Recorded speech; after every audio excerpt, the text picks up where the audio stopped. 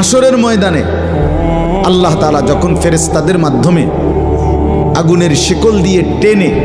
জাহান্নামকে হাসরের মাঠে এনে দাঁড় করাবে, মনে করেন এখানে আইনা রাখবে, আমরা সবাই তাকাবো, এরকম হাসরের মাঠে যখন জাহান্নামকে আনা হবে, এই জাহান্নামের দিকে এক নজর তাকাইয়া হাসরের ময়দানের সমস্ত নাফরমান পাপী বেঈমান আবারও বলবে আল্লাহর কাছে, রব্বানা আখিরনা ইলা আজালিন করিব, আল্লাহ একটু সময়ের জন্য দুনিয়াটা আবার ফেরত দেন, হায়াত আবার ফেরত, সময়গুলো আরেকবার দেন, আরেকটু সময় দেন,